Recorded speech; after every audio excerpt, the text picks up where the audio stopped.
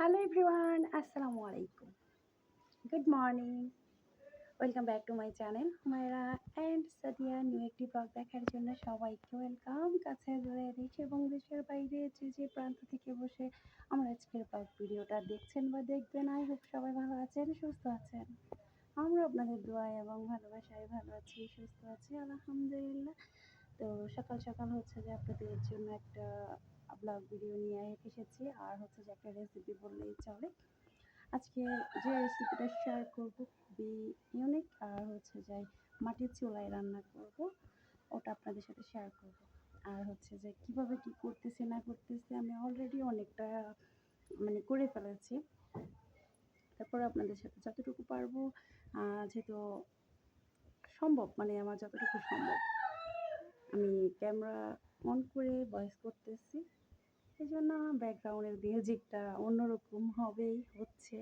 তো সবাই ক্ষমা সুন্দর দৃষ্টিতে দেখবেন। আর এই যে গ্রামে মুরগি, মোরগ, হাঁস, মুরগি এইসব ধরনের আওয়াজটা থাকলে খুব ভালো লাগে। গ্রামের একটা ভালো লাগবে। এরকম প্রাকৃতিক দৃশ্য জাস্ট ওয়াও! আর যারা দেখতে ভালোবাসেন তারা তো অবশ্যই দেখে যাচ্ছেন। আর আমি চেষ্টা করতেছি প্রতিনিয়ত আপনাদের সাথে ভিডিও আপলোড করার, বাট নেট এত স্লো আমি পারতেছি না। আর আমার মোবাইলের তো সমস্যা আছেই। তার হচ্ছে যে একটা সমস্যা, আমি যখন তখন ভিডিও আপলোড করতে পারি না, তখন তার প্রবলেম দেখা দেয়। আর ডাক্তার দেখাইতেছি না, কারণ ডাক্তার দেখালে একটা ঠিক করাইতে গেলে আরও ১০ টা হচ্ছে যে মোবাইলের সমস্যা দেখা দিবে। যেভাবে আছে ওভাবে চলতে থাক। আর আমি এভাবেই পারতেছি, এভাবেই করতেছি। আর আপনারাও অনেকজনে লাইক করতেছেন আমার ভিডিওগুলা। অবশ্যই যারা ভালোবেসে দেখতেছেন তাদেরকে অসংখ্য ধন্যবাদ। তাদের জন্য অনেক অনেক ভালোবাসা। সবাই এভাবে সাপোর্ট করে যাবেন। আর দেখতে দেখতে আমার ভিডিওটার যদি কোনো অংশ কোনো জায়গায় ভালো লেগে যায়, আমার চ্যানেলটা ভিজিট করবেন। সো চলেন। আজকে রান্না হবে বিফ হচ্ছে আমি এখানে 3 কিলোর মতো নিয়েছি। হয়তো বা একটু কম দেখা যাচ্ছে, যেহেতু ক্যামেরাতে একটু কমই দেখাবে স্বাভাবিক। এখানে 3 কিলো বিফ নিয়েছি আমি।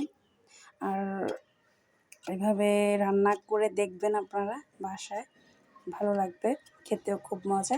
আর আমি এটা বিফ সবসময় হচ্ছে সব মশলাপাতি দিয়ে হচ্ছে মেখে এটা এভাবে রান্না করলে মজা।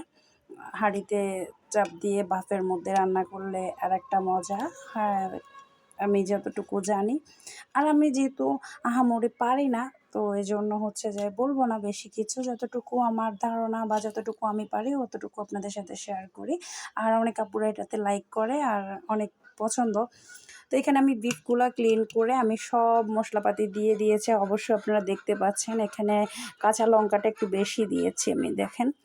এই যে হলুদ একটু কম দিয়েছি, আমি যতটুকু পেরেছি। তো এগুলো আমি হচ্ছে যে অ্যাডজাস্ট করে যা এলাচ দিয়েছি, ছোটো কালো এলাচ, তারপরে যে সাদা এলাচ, এগুলো সব দিয়েছি, জিরা দিয়েছি। আমি একদম মিহি করে করে নাই, ব্লেন্ড করি নাই, আমি এইভাবে গোটা গোটা করে দিয়ে দিয়েছি, কারণ এটা থাকবে না, এটা একদম গলে যাবে।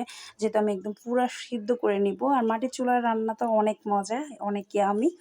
যারা করে, যারা খায় এই টাইপের খাবারগুলো, তারা অনেক এনজয় করে খায়, আমি যতটুকু জানি।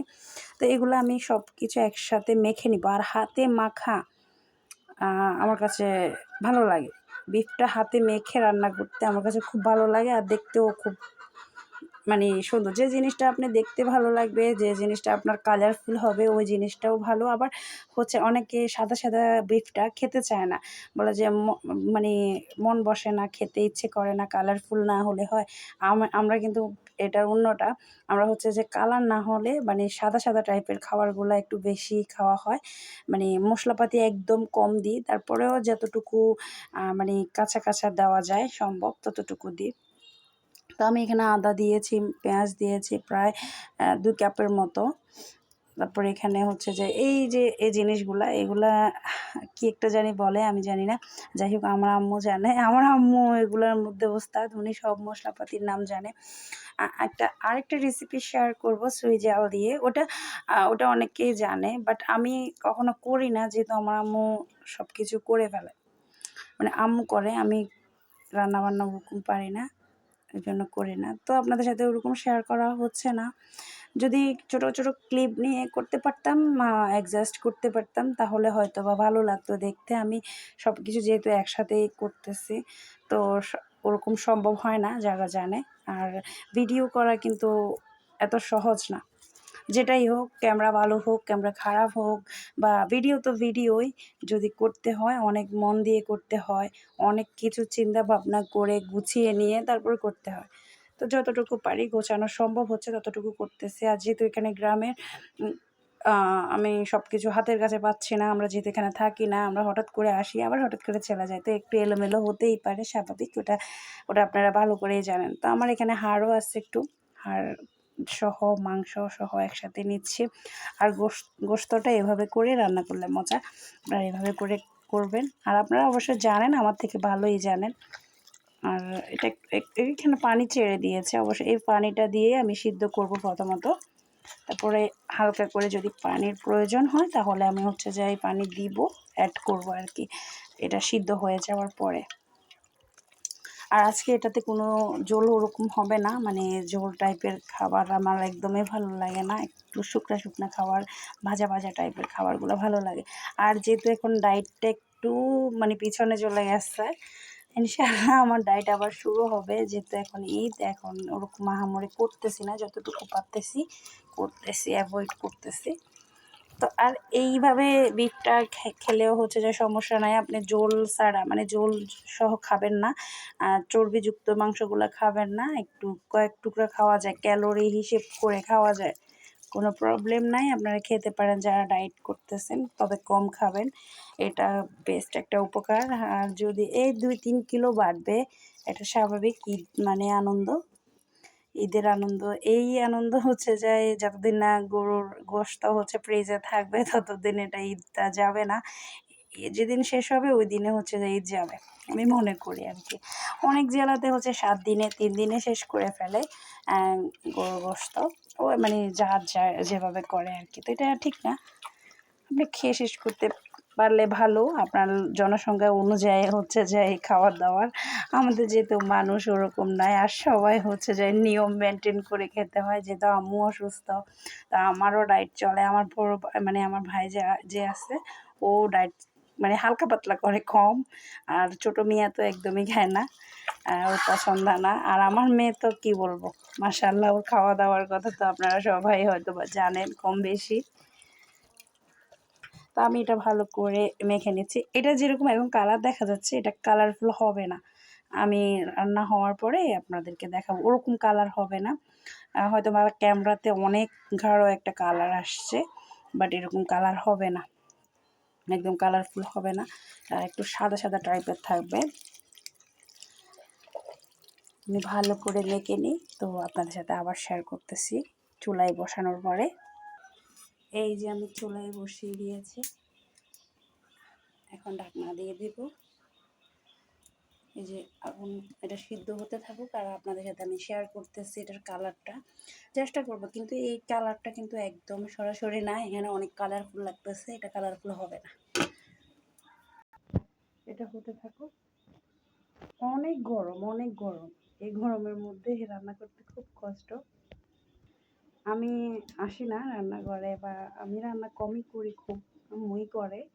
বাট আজকে আম্মু যেহেতু পারতেছে না, প্রবলেম আছে, এই জন্য মানে আম্মু অসুস্থ হয়ে গেছে হঠাৎ করে। তো আম্মু বলতেছে তুমি করো, আমি দেখিয়ে দিচ্ছি। তো আম্মুই সব কিছু গুছিয়ে দিয়েছে, তারপরে আমি রান্না করতে আসছি। বাট কি যে কষ্ট হচ্ছে আমার, এত গরম, মনে হচ্ছে যে সব গরম আমার কাছে লাগতেছে। আর অবশ্যই এটা সব নারীরা বা সব মেয়েরাই জানে রান্না বান্নার কষ্টটা কতটা কষ্ট। ব্লক চলে আসছে অনেক জন্য দেখা যাচ্ছে না, আর একটু নেড়ে দেওয়া লাগবে।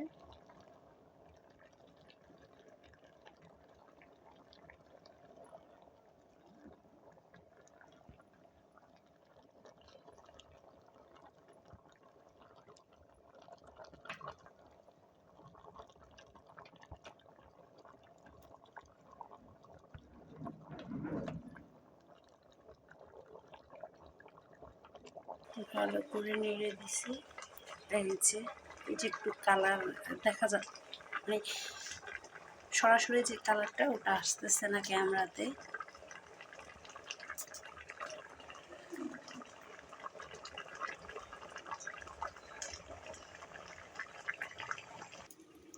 রান্নার ফাঁকে ফাঁকে হচ্ছে খাওয়া দাওয়া চলতেছে, সিঙ্গারা খাচ্ছি। তো যারা যারা খাবেন চলে আসেন, আজকে বিফ আর হচ্ছে যে সিঙ্গারা দাওয়াত রইলো।